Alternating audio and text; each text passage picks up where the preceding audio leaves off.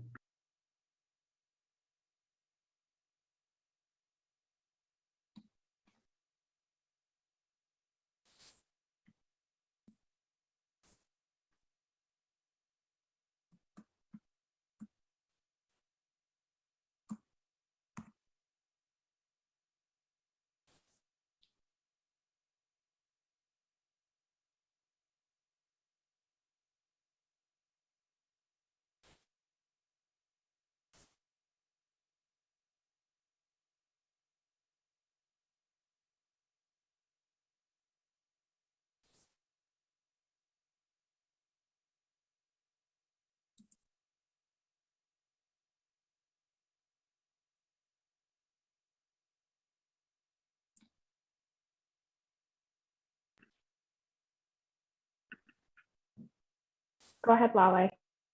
Okay. So good evening, everyone. My name is Lau Zartuner, and I am the proud president of Arneo's Nursing Students of Ontario Interest Group, as you know as NSO, and the student representative at Arneo's Board of Directors. We would like to begin by acknowledging the Indigenous peoples of all the lands that we are on today. So we recognize that our work and the work of our members takes place on the traditional Indigenous territories across Ontario. We also wish to acknowledge that the office of the RNO is located on the traditional and unceded territory of the Mississaugas of the Credit. This territory was the subject of the Dish with One Spoon Wampum Belt Covenant, an agreement between the Iroquois Confederacy and the Ojibwe and allied nations to peaceably share and care for the resources around the Great Lakes. We also recognize that the participants of this meeting are located in other traditional lands across Ontario. So today, this land is still the home of many First Nations, Inuit, and Métis people across Turtle Island, and we are grateful to have the opportunity to work on this territory. By personally making a land acknowledgement, you're taking part in an act of reconciliation, honoring the land and Indigenous heritage, which dates back over 10,000 years. We encourage you to learn about the land you reside on and the treaties that are attached to it. Land acknowledgements are an act of reconciliation, and we must all do our part.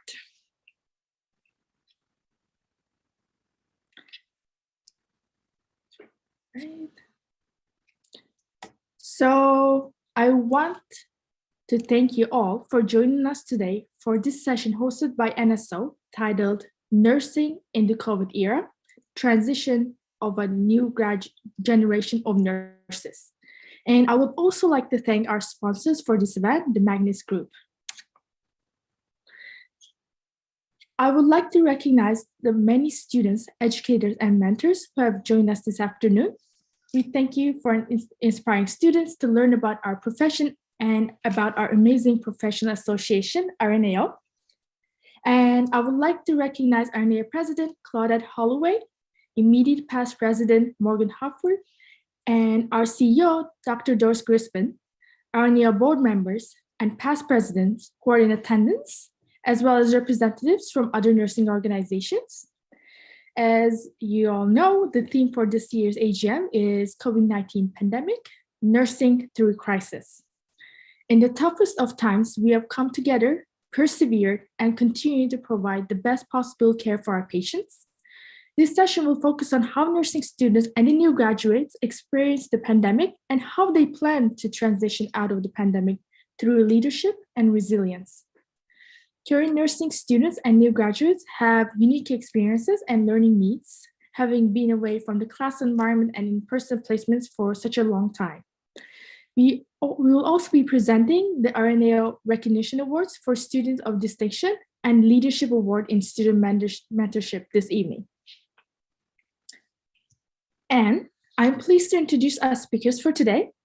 Our NSO executive members, Rebecca Titus, our Membership Executive Officer, and Prasha Sivasundaram, Committee Coordinator, and myself, the President.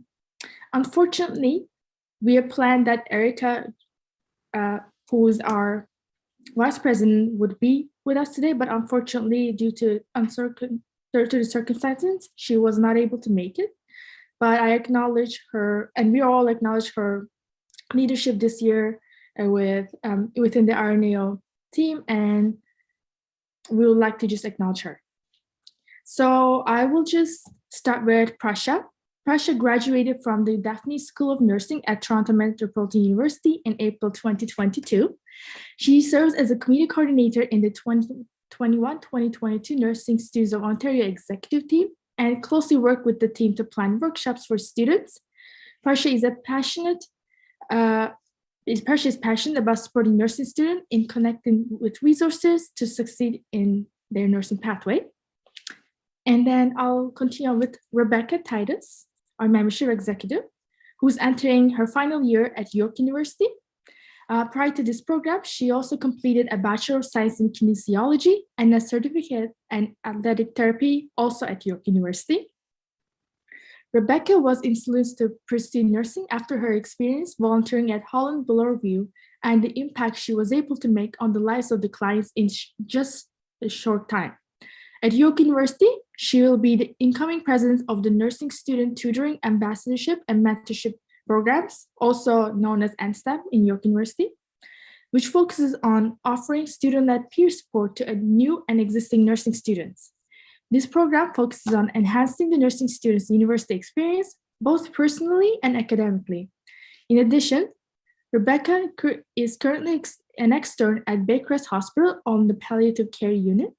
She has found great passion for the end-of-life care and having the opportunity to be a significant part of a patient's last stage of life. Upon graduation, she would like to continue to build her passion in palliative care, but also would love to explore trauma and ICU nursing. And lastly, a little bit about myself.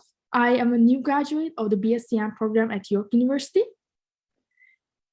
I have served nursing students through my extensive leadership role in NSO and RNAO board of directors. My goal is to become a specialized oncology nurse and optimize the nursing role in the delivery of cancer care in Ontario. In line with this, I have been working with RNAO and CANO, Canadian Association of Nurses in Oncology, encouraging students to pursue careers in oncology nursing and using my extensive extracurricular involvement to advocate for improving cancer care for marginalized populations. In addition, I have been a volunteer research assistant for the past couple of years, and I am currently working on a systematic review that focuses on utilizing e-health application for symptom management for oncology patients. And please join me in welcoming our speakers for this afternoon. Right? So we will then start with our presentation. Just turn the, if I cannot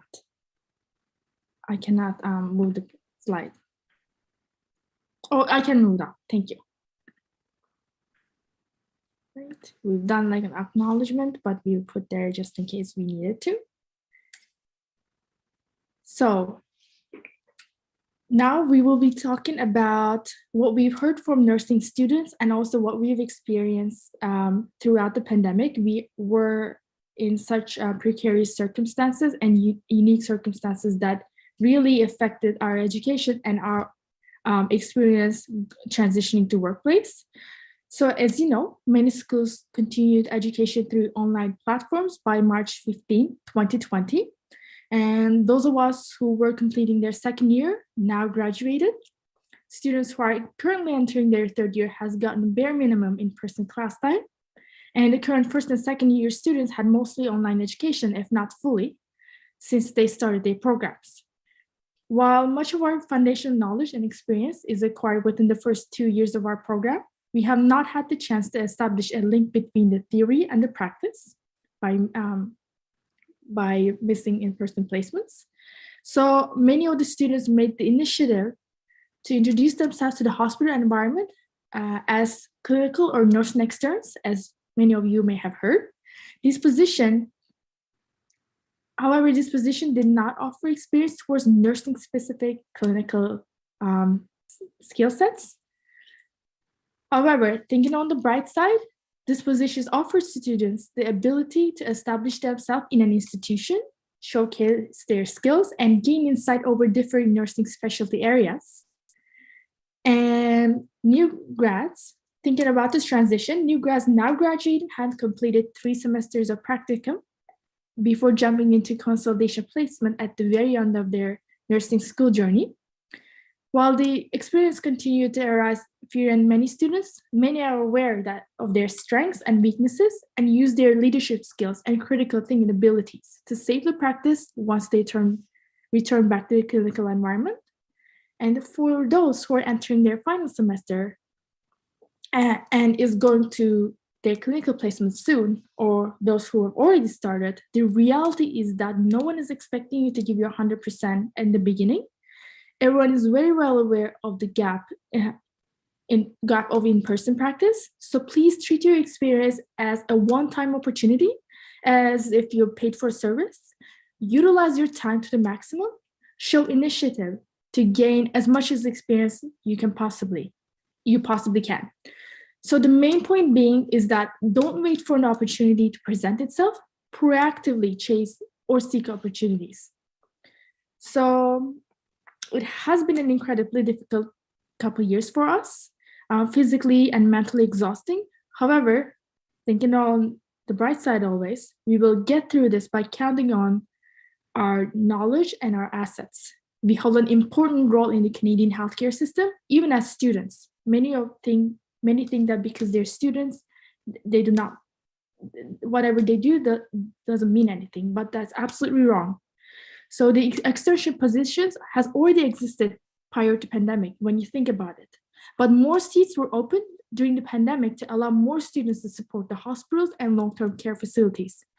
If you think about it, many public health units hired students as COVID case managers or vaccinators to bridge the current gap they had. We are to leverage our presence in healthcare and continue to speak up for health and nursing. We as students matter, nurses matter. We are to set the standards early in our nursing journeys and define our roles in the healthcare delivery.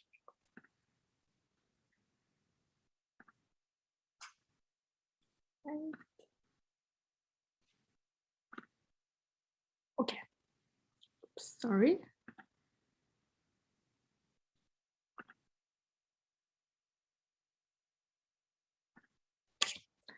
So now I will talk a little bit about how nursing students of Ontario was working towards our advocacy goals. So I will first explain what it means, whatever Nursing Institute of Ontario is doing, what it means for nursing. So each year, NSO submits 2 resolutions to be presented in AGM, so annual general meeting, either to be accepted or passed or rejected by the nominated RNAO consultation representatives from each interest group or division. When a resolution is accepted, RNAO focuses its operations to meet that objective that the particular resolution addresses. Resolutions are offered based on research. That is, we need to prove that there is a particular need for the issue at hand to be addressed. And a resolution points out a significant problem and suggests solutions or next steps to addressing this issue. For instance, last year, as you can see, there were 2 resolutions presented. One was to guarantee student placements, and one was suggesting several strategies to be implemented to uphold calls to action. When the latter resolution was passed, RNAO has worked towards implementing each part of the suggested strategies, which was presented to the NSO president and the executive members who submitted the resolutions at the end of the last year. So, and in that regard, I saw multiple steps in addressing that. For example, for the last resolution, one of the things they did was to contact medical and nursing schools. In Canada, they require all students to take a course dealing with Aboriginal health issues. RNA's policy department was at work, communicating with several nursing schools and advocating for the inclusion of an Indigenous studies course. And right now, RNA is also currently developing plans for an educational summit, probably is going to take place this summer in order to collaborate with colleges and universities to discuss their curriculums and ensure that Indigenous health courses are available to nursing students. So thinking about that, that was one thing we as NSO executives suggested, and RNO accepted that, and look at how much difference we have made. And that was just only a few nursing students who've done that. So when I talk about your power, we have power. We just need to act upon it. So this year, we were very lucky that both of our resolutions were passed. So our resolutions was, again, based on extensive research, stemming from the results from the inquiries we made about student needs via social media, RNA events, the student feedback, and also our personal experiences. And these resolutions were prepared and submitted by NSO executives, Erica, who's vice president, and Praveen, who's our political action officer.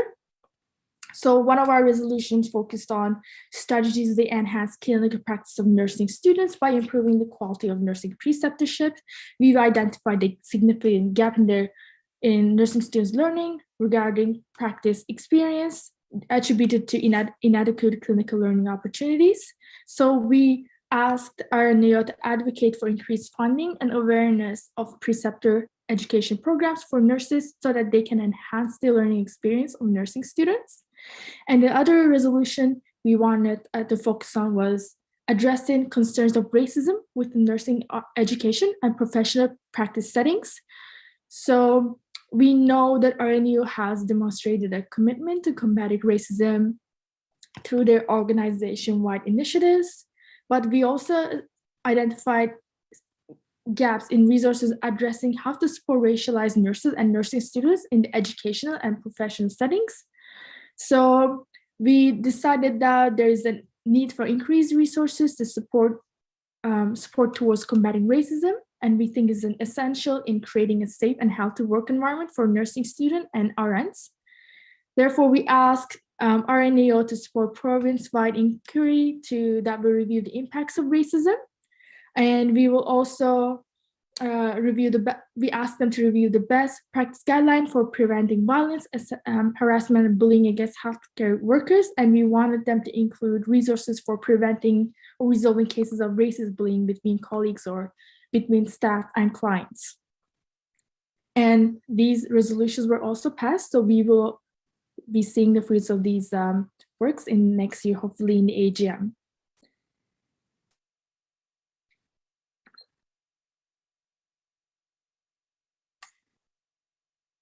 And in our advocacy side, we've also utilized social media, especially Twitter, to advocate for healthy public policies such as masking or vaccine mandates.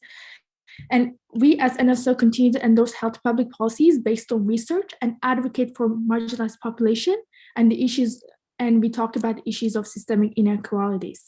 So in this regard, as NSO, we have spoken up in webinars by RNAO and issued official position statements.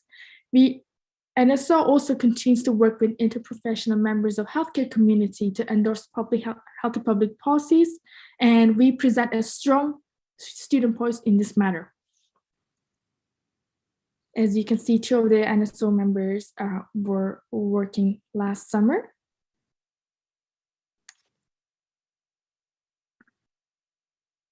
And in our advocacy effort, obviously clinical placement has been the #1 concern for nursing students in the last couple of years. So we have been very outspoken on the issue of clinical placements. Many students were disproportionately affected by this issue on a long-term basis. Most of the students who got affected in the long term were those who attended the education institutes in and around Toronto.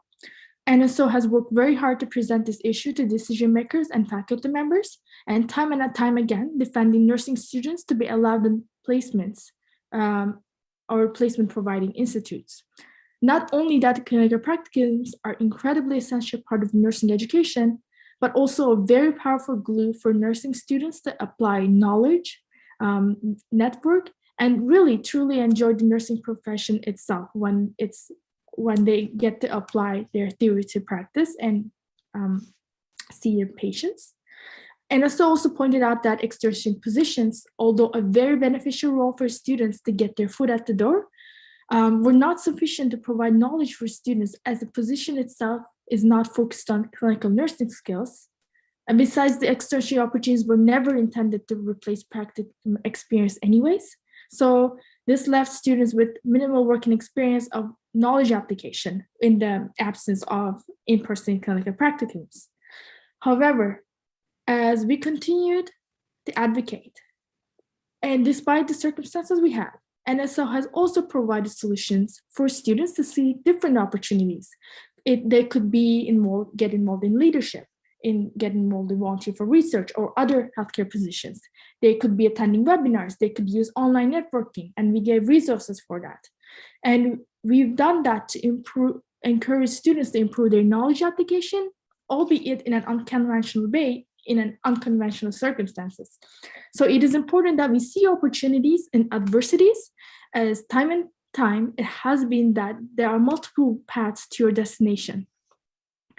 And we as NSO also recognize the role of current working environments in the mass exodus of nurses, particularly the senior nurses, who are the backbone of the Canadian healthcare system, as well as the future of nursing. As us, many new grads are in dire need of mentorship and training or assistance provided by senior nurses. Therefore, NSO endorses healthy work environments and mental health supports for the retention of nurses and the safety of our patients. In this regard, NSO is currently in the works of a collaboration and collaborative advocacy project with Ontario Medical Student Association. Okay. So now it gets us thinking. Now we are almost concluding that part of our journey. So what are the next steps? How will we transition? Well, the only way to do that, the only way forward is, and the word, moving forward. So we are now, as we move forward, we think about what different learning needs we have, different opportunities that arose, and also the current problems that we have that we could have perhaps given solutions as new members of the nursing community. So in that regard, I will give the mic to Rebecca to talk a little bit about the unique learning needs that the new grads and nursing students have. Thank you, Lale. So yes, exactly like Lale had mentioned, I think we've recently been stuck upon things that happened in the past, but now that we are graduating or working towards graduation, there are definitely opportunities that we do need to take advantage of in order to kind of get that skill that we may have missed out on or not had the opportunity to have within the past couple of years. So let's just touch upon a couple of unique learning needs that have been presented to students and are available for you as new grads as well. That can definitely help us to gain that knowledge and gain that experience. So a couple of things we'll start with. So some resources available in hospitals. So if you are in a hospital setting, you can definitely take a look at some of the in-services that are available. There's always an opportunity to specialize. So if you find your special niche or something you're very interested in or passionate about, there's always the opportunity to specialize and gain more knowledge in those different specialties. Specifically for those who are graduating, we can't forget about our new grad guarantee program. So this will offer 20 weeks of funding for the new grad transitioning. So that'd be 12 weeks for a new nurse to work closely with a more senior nurse. They'll be able to learn and observe. And then they'll also get 8 weeks of professional development and courses. So that's your opportunity to kind of either get some extra skills that you may have passed up upon on school or get some specialization that you are interested in as well. So when you're being a part of this program, I think what the most important thing for me, or something that I thought was very important, is that it's assumed that you'll be offered a full-time role after that transition period. So providing that you continue to maintain all those competencies, you're actually offered that full-time role. So it's not just a transitioning thing, it's actually moving towards a full-time position within an area of the hospital that you may be very passionate about. So it's a very great program to get into and something that's a great start, a great foot in the door. You also can look at things like the community commitment programs. So for those who are interested in kind of moving away from the center of the city, so away outside of the Toronto area, you can be part of this program. And basically what it is you're committing to communities in need to work for up to a 24-month commitment. So you'll get monetary incentives to stay within the hospitals. Some of them are long-term care facilities and community posts in areas of Ontario that have this great need for nurses. You'll also get educational funding for professional development. Again, that's your opportunity to get more knowledge and more specialization. So you can go ahead and further enhance those skills to work in those areas. Other than programs that are offered to us, I think it's important that we touch upon things that you can do for yourself. So advocacy for yourself and negotiating for what you need. So despite there being all of these things available to us, as a new nurse and just a nurse in general, it's also important to ask for what you need. So if you're not necessarily a part of any funded programs, you're still able to speak with a nurse manager or an advanced practice nurse to see if there's anything that can be done to give you some more time to shadow or to learn new skills. So I know I've taken advantage of this a lot in my externship, working really closely with my APN at the hospital to kind of see what I can explore and what are some new things I can learn. The APNs often are in the newest research and kind of up to date on what's happening currently in the nursing world. So it's a great opportunity to get some more information. Speaking of that, who do we go to? So for those who may be new to the hospital environment, there are many people in the hospital setting that can offer support or be a resource. So you'll have your nursing manager, likely in charge of scheduling or accommodations if needed for learning or to support your transition. So they can help you with scheduling orientation if you need more time, if you want to maybe orient on nights and days to try kind of both of them. You have your APNs, so your advanced practice nurse or your nurse educators. These are your go-to people for learning new skills, asking new procedures, or anything you need to know about upcoming and new best practices.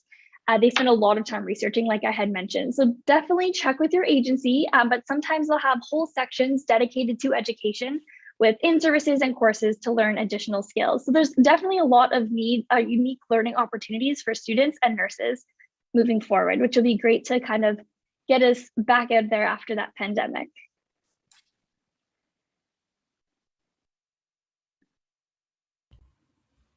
Awesome. Okay. So adding on to Lale and Rebecca, so we're going to talk about opportunities.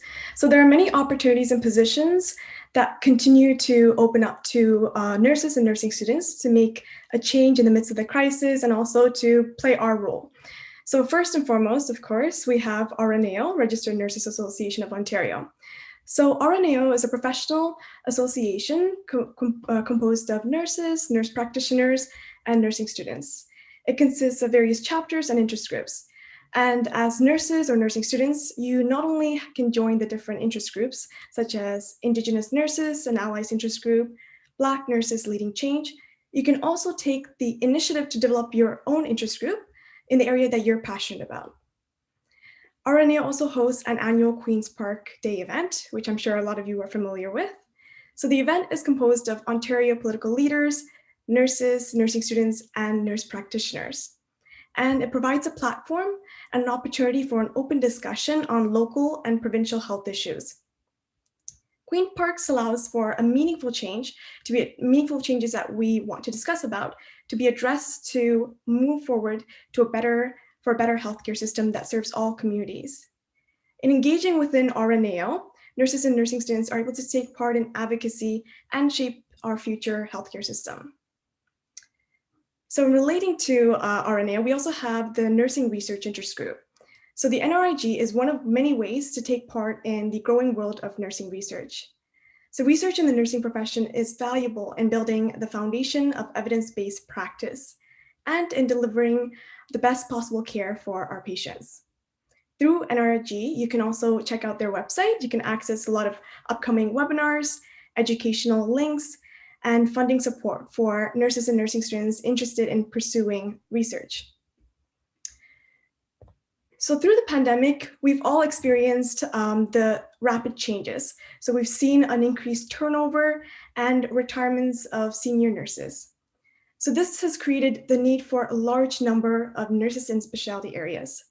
So the areas include critical care, OR, nurse esthetician, public health nurse, and more. Hospitals across Ontario are accepting both new grads and current nurses and sponsoring them for critical care programs, operating room certifications, emergency, pediatrics, and more. Students and nurses in general, there's always opportunity within politics. So politics play an important role in shaping the healthcare system. So as nurses and nursing students, we have the responsibility to open the discussions on the various socioeconomical issues with its influence with politics. So political involvement allows nurses and nursing students to advocate for the patients, their colleagues, the profession, and for a better health outcome. So some ways in engaging in politics is through attending webinars offered by RNAO and within the Senate and Senate or the Board of Governors role in your own institutions. And finally, externship. So that's an opportunity being able to try different areas of the hospital, learning new skills and help out in that nursing shortage. I personally can't speak enough to the externship opportunities. I feel like that's really grown my skill set as a nurse and just overall my passion for the nursing program. You definitely get to see different things within the hospital, and there's many opportunities for learning, like I said, and just looking for those opportunities to learn while trying in a sort of a stress-free zone, as you have so much support with the nurses that are there, with the APNs and with the nursing managers. So I can't speak enough to externships as well.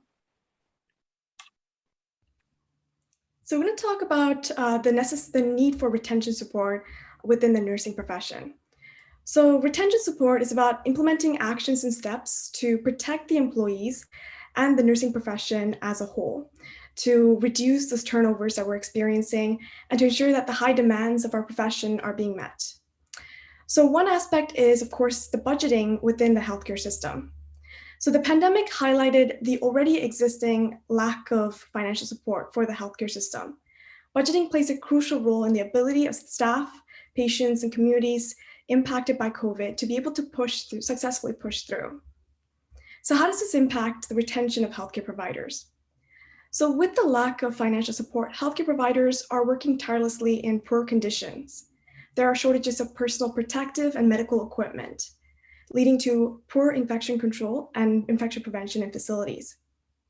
They're also continuously placing themselves and their loved ones to the vulnerability of being exposed to the illness. The lack of financial support is also further emphasized through the wage suppression on RNs, NPs, and healthcare providers who are working selflessly to serve the community of Ontario. The fatigue and burnout eventually, of course, set in the nursing profession as there were high demands, but inadequate financing to meet those demands, leading to mental and physical exhaustion. Eventually, of course, these conditions contributed to and exacerbated the beginnings of a province-wide worker shortage, which to this day still exists. So in terms of the need for retention support, we can also look at in terms of violence against nurses. So in the midst of the pandemic, bullying and incivility were heightened in the nursing profession. The escalating violence began to surge with the spread of misinformation, of course, about the pandemic and the struggles within the healthcare system and what it was facing. There were protests that were being done outside of hospitals. There were attempts to intimidate nurses and nursing students. Nurses and healthcare providers were being continuously faced with verbal abuses and physical abuses for serving their own communities.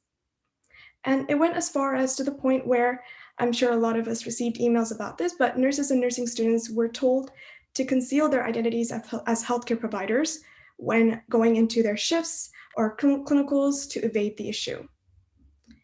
And these violences contributed to many leaving the profession due to the feeling of lack of safety in one's own workplace and the negative impact it had on their emotional health and well-being. So how do we move forward? So in looking at that, one aspect is protecting our profession. So this is where we as nurses and nursing students need to make our voices heard. And in order to do that, it's important to recognize, like Lale mentioned earlier, the value that you bring as individuals and the strengths that we hold collectively as part of the nursing profession.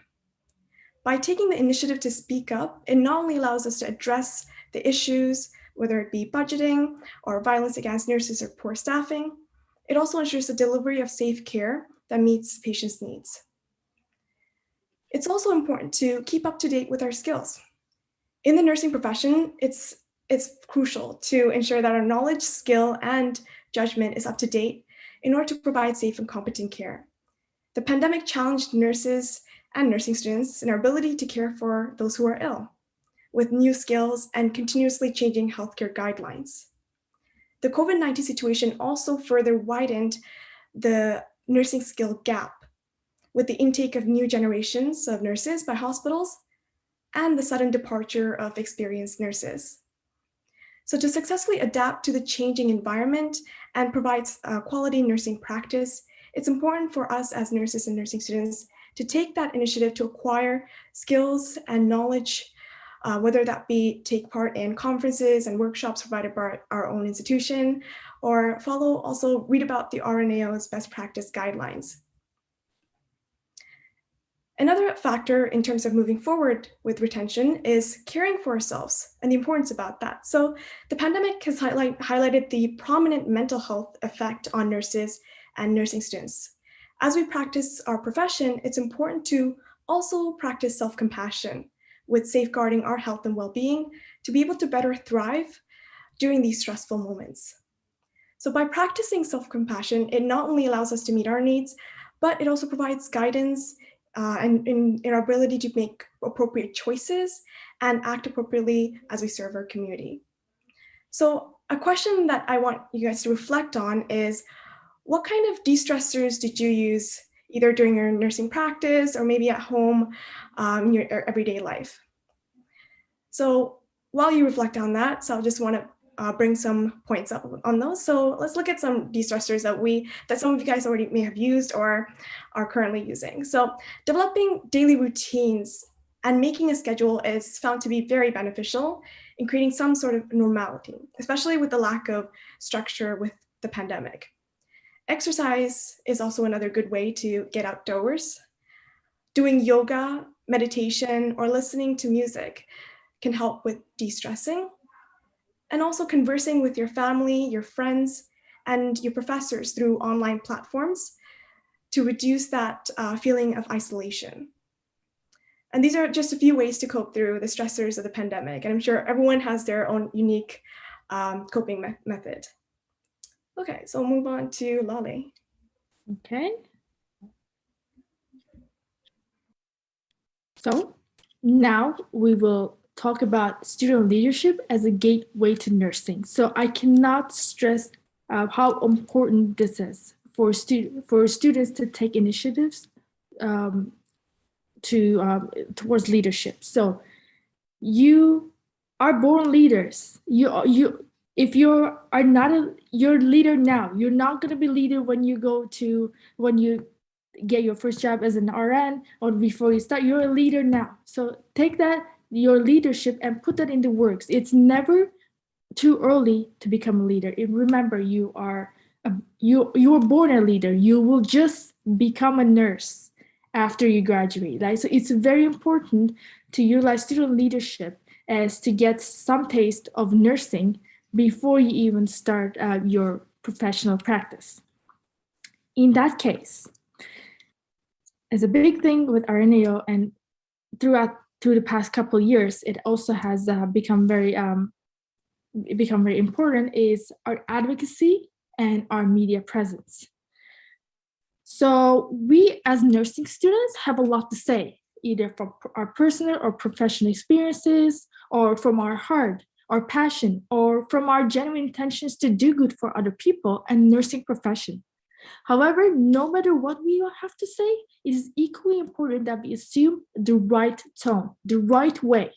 So countless times, many students reported that they had difficulties delivering their messages to professors or the decision makers in both schools and professional environments. Hence, it's time for us to reflect why we weren't successful in our attempts if we were.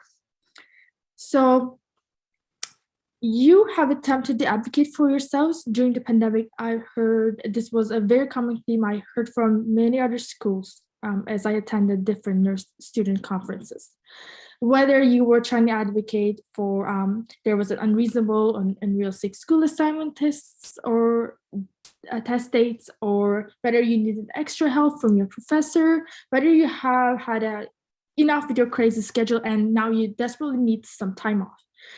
However, despite being already overwhelmed with whatever is going on with your life, you need to be professional, respectful, and considerate when you expect the same from the person you're dealing with. So I understand there could be times when professor is more considerate of student needs than the other. However, taking the right tone and attitude is essential to achieve what you want. So, for example, when you, on a personal level, when you write an email, you need to start with things like, I hope you're doing well, hope you enjoyed your time off, I hope you're dealing with XYZ well. So it's something personal and something compassionate. Remember, they do have their own struggles and worries just like everyone else. Then ask yourself if what you're asking is reasonable. And if so, proceed to asking it very nicely. And you can say things like, if there's a possibility for XYZ, whatever you're asking. Remember, we're not really entitled to anything. Expectations were already set for you, and now you are negotiating on a change. And then finally, thank them for their attention and consideration. So this says on a personal level how to advocate for yourself professionally and politely. And as a nurse. So when it comes to advocating for other things, such as the nursing profession, could be repeal Bill 124 or address inequalities at work. When the stakes are this high, you need to do your homework, as this is exactly what RNAO does as an organization, and nurses who are enrolled within it. So that means, as a part of the nursing profession, you need to have a support. You need to have a rationale, evidence on why this is an issue and what can be done about mitigating this issue based on evidence from credible sources. So this type of advocacy is much more systematic and political. Hence, it's always beneficial for you to acquire external support, such as those offered by RNAO or could be your union owner. So it is incredibly important to not let emotions dictate your words and actions. You will be judged as a nurse. You are entering a profession. Whatever you do, you will not be judged as a human being. You'll be judged as a nurse. It'll be, a nurse did that. Not Lolly did that. Not Pressure did that. A nurse did that. So always be mindful of that. And always be kind and compassionate towards the people you're dealing with. And this is also the environment we're trying to achieve, a positive, compassionate environment. And utilize social media as a solid source of advocacy and communication, but obviously use it in the right way, right? You use it strategically. So that will bring me to a resource that RNAO offers that I personally use myself. The RNAO is given guidelines for nurses, and so they are making social media recommendations and strategies how to properly engage people and stay relevant and get your message ahead using social media. Not only it has some sort of rules, but it has not guides, but it also has tips on how you can successfully advocate on social media. So definitely check that out. And in that regard, Rebecca will talk about general etiquettes, do's and don'ts of social media.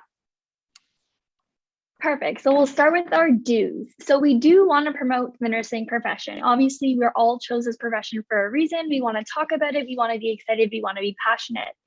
We also want to talk about healthcare related issues. So as nurses, like Lale said, we have a lot of knowledge about these things. We have a lot of passion about this, so we want to talk about it. However, we do want to do this in a respectable and professional manner. So specifically with social media, a lot of it is in writing. We want to make sure we have some good grammar, good punctuation, using proper words, proper sentences. These are important things to make sure that we can have clear thought and clear emotion of what we're trying to portray. We also want to maintain our professional boundaries with patients. That's very well known. We want to also make sure that we have our own social media and we do it on our own time on our own device. So work time is for when we're giving to our patients, we're giving to our peers, and we're giving back to the community. That's not the time to be socializing or doing our tweets on that time. So we need to make sure we're using our own time and our own devices, and we're keeping it very professional and making sure all of our patients, of course, their confidential information is never on social media, and we're staying very respectful with what we're saying. Now let's move to the don'ts. So we definitely do not want to assume that private posts always remain private. So we've definitely talked about before how social media can be such a positive thing, but it also sticks around forever. So we want to make sure that whatever we are posting on social media, whether it's public or private, that it's something I like to always think it's something that I wouldn't mind my grandmother reading. Like it's something that I don't mind sharing with everyone, and it's professional and it's also done properly. It's not bad mouthing anyone. It's not saying anything inappropriate. Again, we don't want to share any information about work or patients. We all have bad days. We all have tough patients, but that's not something that social media needs to know about. And it's definitely not their business either. We don't want to make any comments about patients, like I said, or anything of our coworkers, of course. And then we don't want to compromise information about yourself, of course, or your work. So every agency does things differently. Social media is not the platform to discuss different disparities between agencies or how you feel about your agency's rules and regulations. So social media is not the place for that. However, I do encourage us to challenge the status quo. So nurses are the catalyst for change, and being active in the community is vital to creating that change. However, it's important to remember that you are what you say. So what you say stays with us, like we said, and you are what we were saying. So what I mean by that is, while we need to challenge the status quo, we have to be cognizant of what, and especially of how you are going ahead and saying things. You can be remembered or quickly forgotten based on your tone, the words you choose, the things you take the time to say. So in a world where the words are forever, especially on social media, we want to leave you with some tips on how you can challenge the status quo, but in a more professional and constructive way. So when I think of challenging the status quo, I like to think of it in more of an example. So school is very relatable to me as I'm currently in school. So we're going to play this example out as if we're disagreeing with a professor. So there's going to be times when it's in our interest to disagree with the professor. So we need an extension, we don't agree with a mark that we had, and we think it's appropriate to voice these disagreements. So let's talk about some of the best ways we can do that. So the first thing is having a conversation. So emails can be misconstrued very easily, and something that's very simple, a calm statement, can come off as rude, unprofessional, and standoffish. Just a rhetorical question, but I'm sure a lot of us have misinterpreted a text or read it in the wrong tone or meaning, and it changes everything that you were trying to say and have that in conversation. So this also, I would suggest, applies for Zoom as well. So if you don't have your video running, it's also hard in the chat to kind of see what you're trying to say or what your tone is saying. Your face matters, and it can show with your reactions on what you're saying. It can show happiness, it can show confusion, it can show anger. Secondly, we want to keep an open mind. So, okay, we've gone to the professor, we've had our confidence to say something, that's step one. So we've decided we've already wanted to speak out. We created a meeting, let's say with our professor, and now we have to remember to keep an open mind. So specifically when we are passionate about a topic or a reason, it can be hard to remember that there's another side to the story. So we need to listen to understand. So this helps us to build that professional relationship. And it also shows a lot of maturity. So since we're all moving toward a career in nursing, some of us have graduated and going into the profession, and relationships are important. So we have to keep an open mind. This is a great way to learn from other people, give feedback, receive constructive feedback, and show that you're ready to have that feedback conversation and get better. So lastly, we want to practice beforehand. This is a great tool for many situations. Specifically, this is helpful for us because emotions are charging, so they can get escalated, they can get out of hand in the split second. So practicing what you want to say beforehand not only lets you practice specifically what you want to say, like it says, but it also allows you to take the time to think about your thoughts, your emotions, and if it's even needed to be said. So sometimes you'll get that 10-second of anger rule. So you're angry, take a breath for 10 seconds. This is the same sort of thing. Practice what you want to say beforehand. Think through your thoughts, think through your emotions, and decharge those emotions.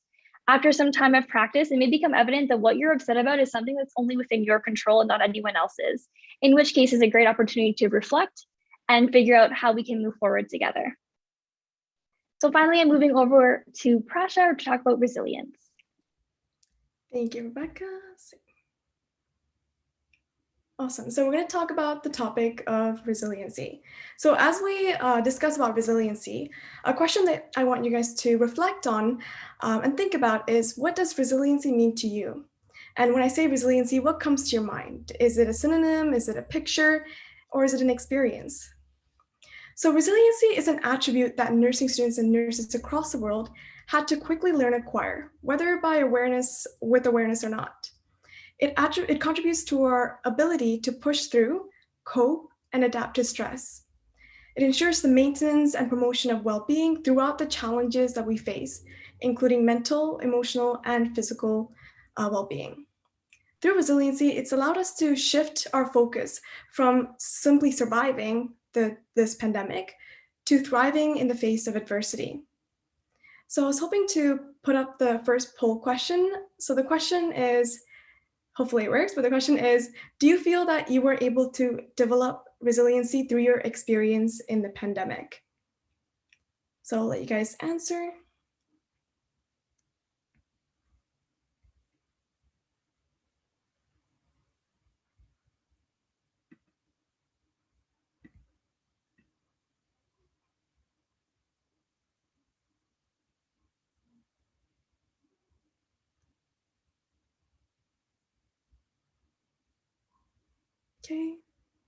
Okay, a lot of us, so 50% of you, everyone said agreed, 38% strongly agreed, and 13% neutral. Okay, so in looking at resiliency, it's important to recognize that resiliency is not solely dependent on one individual. Rather, it requires each individual's contributions, but also the interdependent relationship of the healthcare system at large. So going back to that question, the first question about resiliency and what it means to you, and if you've developed it, of course, throughout this experience of the pandemic, and this part will probably resonate to a lot of you guys. So to many of us, resiliency is a trait that we acquired before the start of the pandemic. It's something that we developed to push through the overwhelming amount of workload that we encountered in our education and nursing and in our careers. To some, it's a trait that we learned during the midst of the pandemic. It helped us to get through the uncertainties of our clinical training and the transition, of course, to an online education. It also helped us to push through the vulnerability of knowing that one can become ill with simply practicing their profession. I hope that to everyone, of course, resiliency is a trait that will continue to be applied post-pandemic. Just gonna move on, let's see.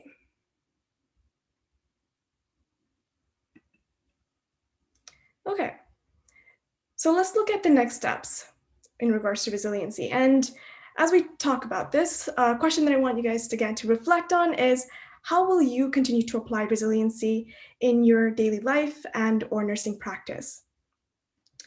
So in moving forward with resiliency, it's important to recognize that nurses and nursing students implemented an action-oriented approach where we viewed difficulties, the pandemic, of course, as a challenge and an opportunity. So being part of the healthcare system, we also had a unique perspective on this chaos, the global pandemic. We were able to see the strain that it had on the healthcare system, on staff, the uncertainties of the future, and the challenges that will continue to persist with the incoming workforce. We were inspired by those working tirelessly to protect and care for our communities. So I want to put up the next poll question. So it's, what role did you play in the face of adversity? So feel free to choose. I think you can only choose one, but I'm sure many of you, many if not everyone, probably had multiple roles.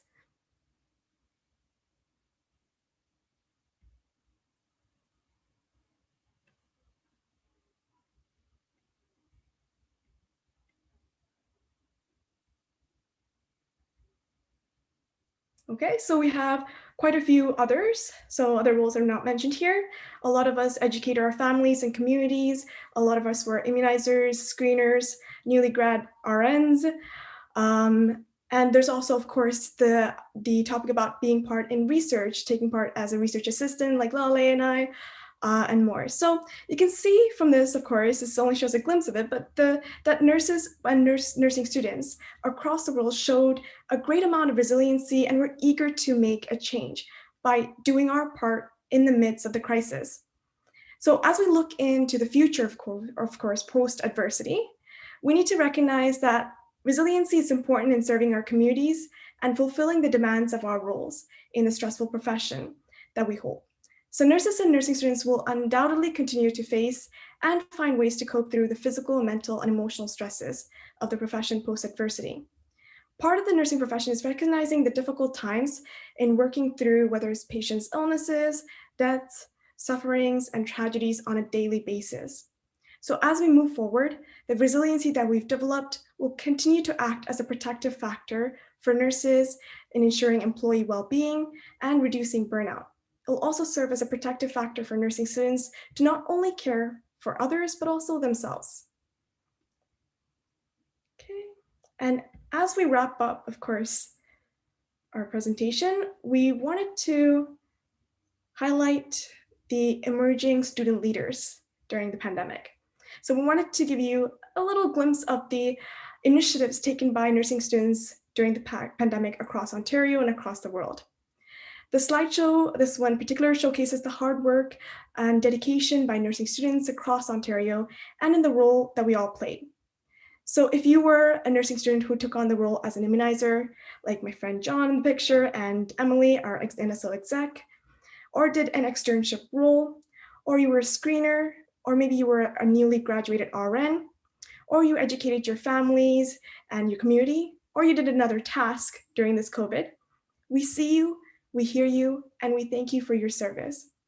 Your contribution has played a prominent role in shaping the future of our healthcare system.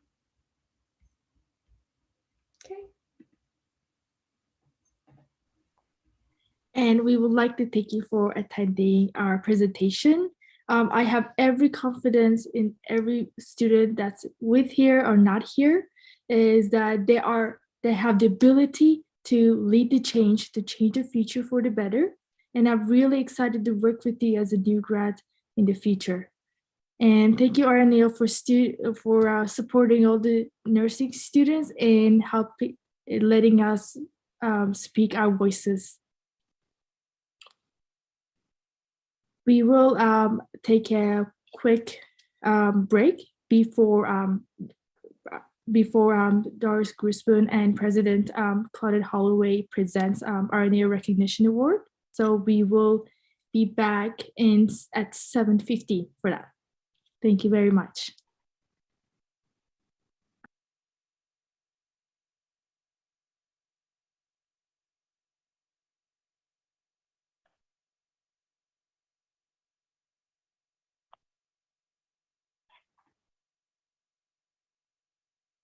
Lale, there's one question.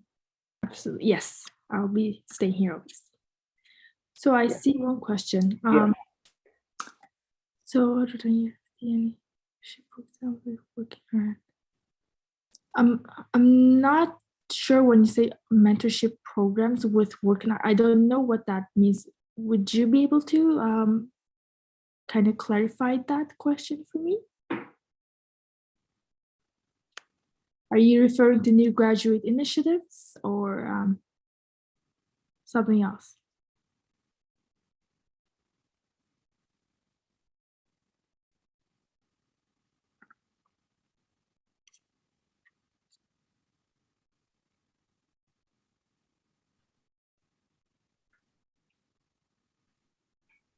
We can take questions from the audience if you like. So if you have a question for the speakers, please feel free to raise your hand or enter that in the Q&A box. Oh, I see. Okay, so it's a program where nursing alumni. Okay, I'm not aware of that program where nursing alumni is linked with new grads, but I am confident that many of the hospitals or the institutions that you work with links with you. Also, this is part of the new graduate guarantee program where you're linked with a nurse to for that nurse to mentor you. And this, when it's new graduate guarantee, it's absolutely, they take incentives from the government for that, but it could be also the specific organizational initiatives where organization can pair you with one nurse. It really depends on where you go, but I haven't heard of another school besides UFT to do that. There could be. I'm just not aware. Maybe other NSO members can speak to that. And then I saw Maria Rugg had her hand up.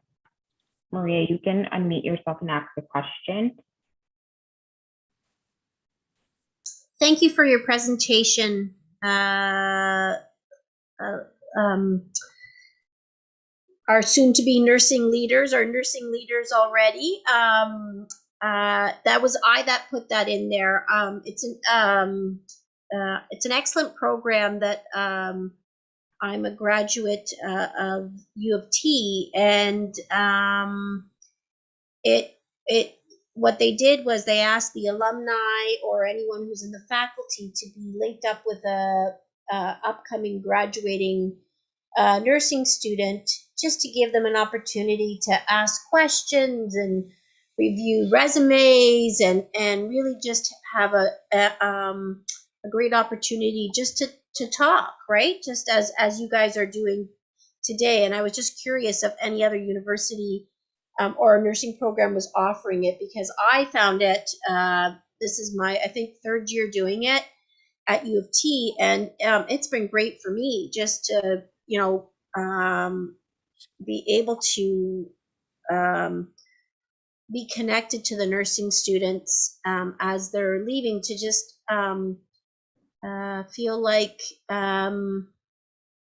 that groundedness and that really provides, even for me, resiliency and really reinvigorates. So that I was just curious if any other school was offering that program. It's great. Thank you.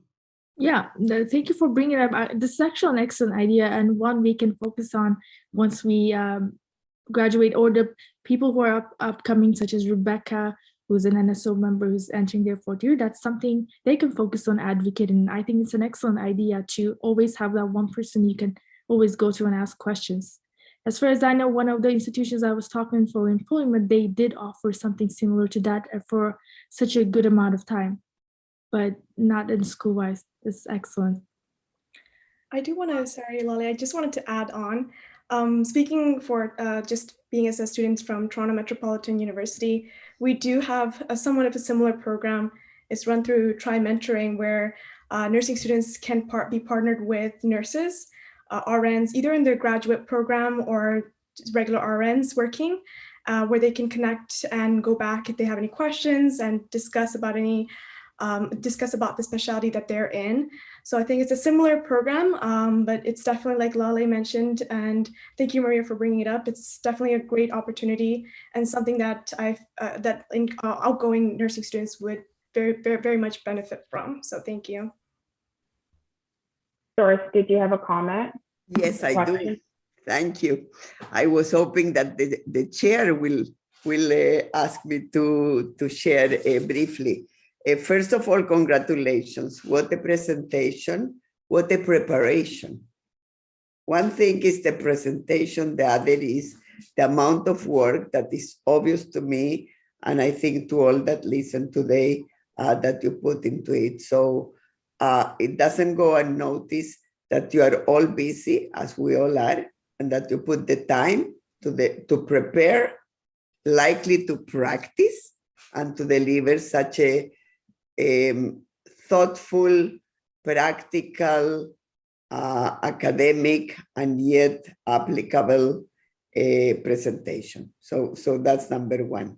You are already on your way to do a master's and to be leaders in your workplaces. And let me be clear, leaders doesn't mean only formal positions, but you also don't need to wait till you are, I don't know when in the career to have formal positions, if that's what you would like to do. Whether it's in practice, like I think you want, Lali, or whether it's in administration or in policy or in politics, and I say that too. We are going to probably launch at some point soon an interest group for nurses aspiring for politics, and both running or aspiring. And as you know, we had 8 of them this year, 8 RNs that ran for office. And you heard the premier today speaking about one of them that won for a second time, Natalia Casandova. And you also heard my answer to him that she should get a minister's position, because I know he saw the text, so I wanted everybody to know that we're pushing for that. And we will do that for any party. We had nurses running for the four parties, and we need nurses in all parties. The second thing I wanted to say about the mentorship and the preceptorship. One is that you may remember that last year, and I think I spoke in my remarks today, in my CO report today, that last year the board put a resolution related to preceptorship and mentorship in long-term care. And that resolution stated 8 weeks and a framework for it. We are launching already a preceptorship advanced clinical fellowship. So this is for nurses that are already RNs in long-term care, that they can apply with their organizations for funding from RNO for them to develop a preceptorship for long-term care, which will do many things, right? Number one, it will do that it will be a great program that can be used by many after. Number two, it will elevate the view that people have about long-term care. And it will most likely enable also people that come for placements to have a great opportunity, but also to stay around, right? To want to stay there. We do have new graduates that are very quickly moving through the ranks, those that want management and becoming directors of nursing. And let me tell you my personal view on that. There is no reason why not. I often say that I in part became who I am because in the second year of nursing nursing school, unfortunately, I was put in a management position to open a unit for soldiers in the middle of the war. Did I want that? No, I didn't want that. Did I do it? Did I put my uniform back then crying? Yes, I was crying because I thought they were lunatics asking me to do that, the professor that came to wake me up. Did I do it outstandingly? I did. Did it make me like, President Obama says we can do it? Yes, never again in my life I look and I do something. So if what you are aspiring is to be an advanced practice leader, that's what you are aspiring. And Lali, you said that. You do not need to wait for anything, whether it's education, whether it's a master's, whether it's a PhD, whether it's advanced practice, whether it's research, whatever your dreams, go for them. The second piece, and I thought our friend Maria was going to comment on that, is that the interest groups that Maria ran beautifully with Julie last year and the previous year, they are working also with interest groups about ideas that the interest groups have for mentorship and preceptorship. And in our home office job, Heather McConnell is developing with many other colleagues a framework for preceptorship and mentorship for interest groups, and will be working with the interest groups on that. So NSO, Rebecca, this is your job. NSO could be one of those interest groups that develops a preceptorship model for your colleagues. I saw in the chat that several of the interest group colleagues said, we would love to have a student. We would love to have a student. We would love. This is not only for how to run an interest group. This can be for how to run your career. This could be for how do you practice on this area versus that area, right? We have interest group that the main job of interest group, while chapters is about advancing, a grassroots policy with MPPs, etc. The interest groups is also driving some of those policy changes for areas related to clinical issues. Is also for helping you advance your clinical aspirations. So there is a lot that NSO doesn't need to wait. Not that we don't want universities to have more programs. Of course we do. But you can take charge and we can help you drive that agenda too. So just amazing what you're doing. Amazing. And Lali, you did such a good job. Not just today, overall this year with your leadership of the NSO. Your predecessor did a good job too. You, Rebecca, I know will do, and so forward. When we look, and I'm sure President Dr. Holloway feels the same, and I saw that Hilda is here. I saw a couple of the seasoned nurses at RNO that we feel proud of. It's like, we don't need to check your slides. We don't need to check anything. You go fly, girls. You need a boy maybe too there, but I don't care, girls, boys, or they. You know what I mean? Go fly, because the world of nursing is a feast of opportunities. Don't let anybody make you feel that it's the end of the world. It is not the end of the world. And Dr. Holloway said that the other day, I don't remember in which forum we were. She said, you know, we have been before in crisis. This is not the first one. Is it a difficult one? Yes. Is it a brutally difficult one? Because 2.5 years? Yes. But is it the end of nursing? No.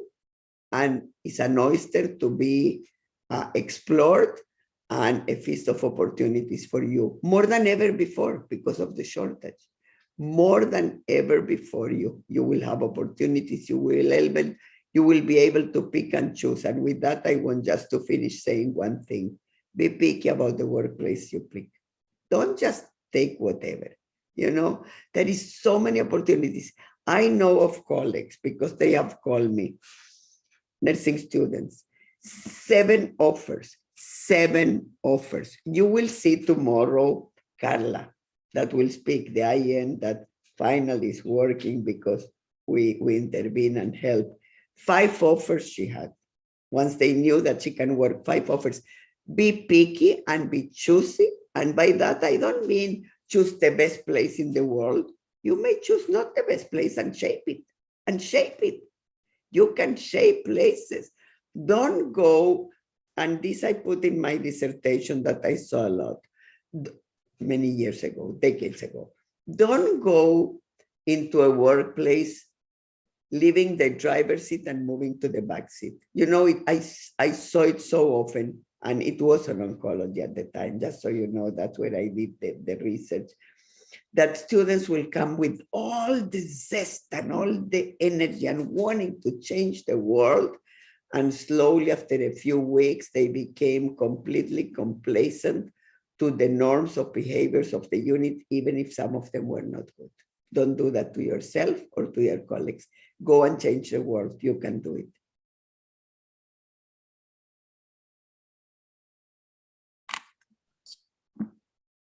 I absolutely agree with you, Doris. Okay. And just want to and thank you for everybody who are right now really supporting nursing students and really be inquiring about what they can do to help the students when they have so much in their plates already in the workplace.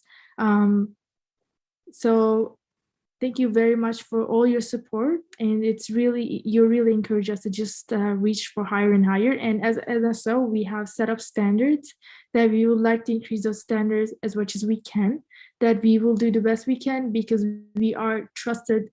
We were entrusted to these positions, but all the nursing students. So it's a great responsibility that we take very seriously. Hence, we do all the work that we're doing. It's almost time. So it is now my pleasure to invite our President, Claudette Holloway, and our CEO, Dr. Doris Crispin, to recognize the RNA Recognition Award for Student of Distinction and Leadership Award in Student Membership.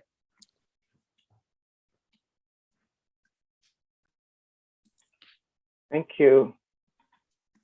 Just getting myself unmuted here. Thank you, Lale. The RNAO Student of Distinction Award recognizes a current undergraduate nursing student who has made significant contributions, acting as a change agent, resource, and mentor within their undergraduate nursing program. This individual must show active involvement in RNAO region, chapters, or interest groups. I am pleased to announce that the 2022 Student of Distinction Award is Carly Higgins. A little round of applause there virtually for Carly. Carly Higgins is a nursing student at Queen's University in Kingston. She is entering her 4th year of study and is actively involved with RNAO, holding an executive position on the Palliative Care Nurses Interest Group and participating as a member on a variety of other interest groups, including Maternal Child Nurse Interest Group and the Nursing Research Interest Group. At school, Carly takes on leadership opportunities whenever she can. She is co-president in the Queen's Nursing Research Club and is director for the Queen's University Canadian Blood Services Chapter. During her downtime, Carly is known to volunteer at Providence Care Hospital in Kingston, as well as the healthcare facilities on her campus, known as Queen's Student Wellness Services. She is looking to continue her nursing education at Toronto Sick Kids Hospital this summer as a clinical intern. Her goal is to pursue pediatric mental health nursing following graduation. Carly, congratulations. Hi RNAO, my name is Carly Higgins and I'm this year's recipient of the Student of Distinction Award. I just want to send a huge thank you to both the Palliative Care Nursing Interest Group and Queen's University School of Nursing for helping me along my nursing journey so far.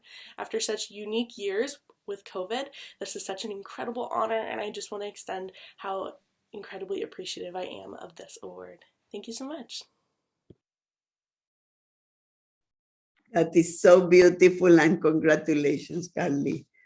I have the pleasure of presenting the Leadership Award in Student Membership.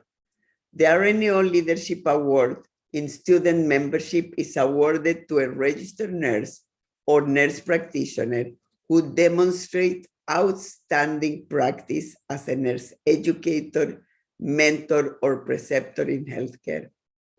This individual enhances the role of RNs or NPs by encouraging critical thinking, evidence-informed practice, and initiate discussion about important nursing issues that encourage action and change. This individual is resourceful, adapting teaching to maximize learning opportunities that will contribute to student engagement and actions. I don't think I need to even say the name, because it seems that this award was written for our awardee. Today, I am proud beyond belief to announce that the 2022 RNAO Leadership Award in Student Mentorship is Dr. Angela Cooper Bratway.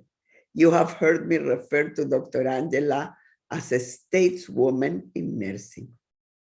Dr. Angela Cooper Bratway is an associate graduate faculty member at Ontario Tech University in Oshawa. She is also the co-chair of RNAO's Black Nurses Task Force, or BNTF, has been so many times in the media and has represented the profession so well. Of course, you know that she also is past president and a mentor for many of us at RNAO. In this position, she is a leader, she is policy advocate, she is researcher and teacher. Her research is focused on preventing type 2 diabetes among minority groups. She also focuses her research work on racism experienced by Black nurses. And I need to say that she takes her research and mentorship not only here in Ontario and Canada, but I also am fully aware of the work that Dr. Cooper Bratway does to help scholars in Philippines to enrich their research capacity. Dr. Cooper Bratway chose nursing as a career because she likes helping and caring for people. I think that nursing is in Dr. Angela's blood. Her career accomplishments are varied and include executive leadership positions in acute care nursing and nursing education. She is particularly proud of her work teaching graduate and undergraduate nursing students. And her role as past president of RNO is also a special pride for us. Well, Angela, it's a special pride for us to have had the privilege to have had you as president and now as past president. Dr. Angela Cooper Bratway is excited to be nominated for the Leadership Award in Student Mentorship. And she says, when I received the news, it sounded as music to my ears. This news elevated my mood. I am truly thankful and will continue to serve RNO members in the future. And we know that that will be the case. Thank you, Dr. Angela Cooper Brathwaite, for all that you have done, that you do, and that we know you will continue to do for students, for scholars, for the profession, and for every single thing you touch. Thank you so very much.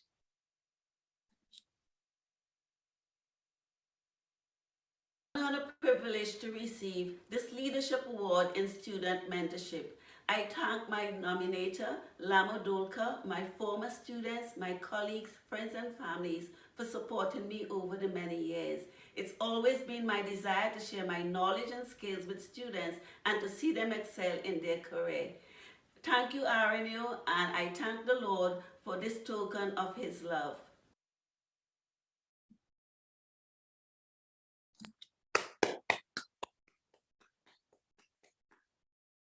Thank you.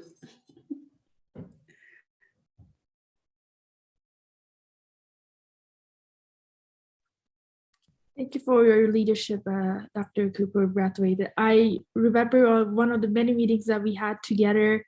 I never forgot that you were the person who actually initiated the Code White to prevent violence against nurses. It really did an impact on me as you work, and hearing about all the things that you've done for students, it's been a privilege to be mentored by you, just not me, but any students who were in your care.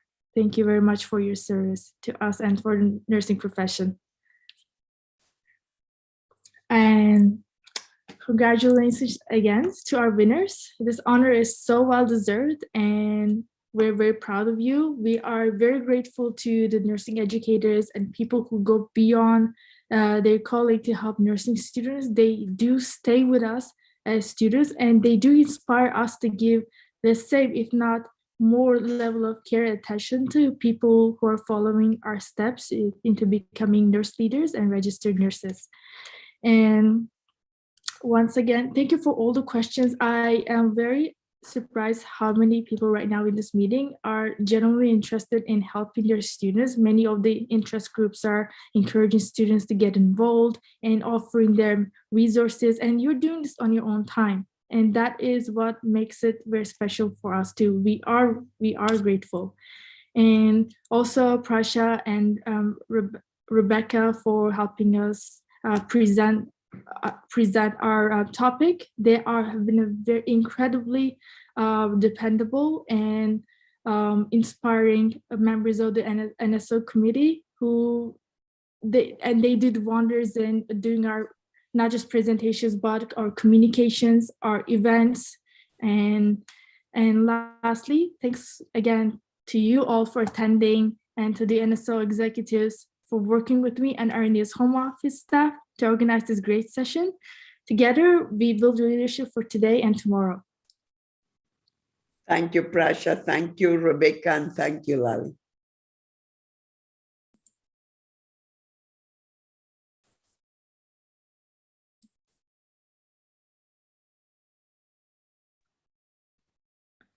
We're looking forward to working with Dr. Holloway in the next couple of years and more if we get the chance. I look forward to working with you and learning from you.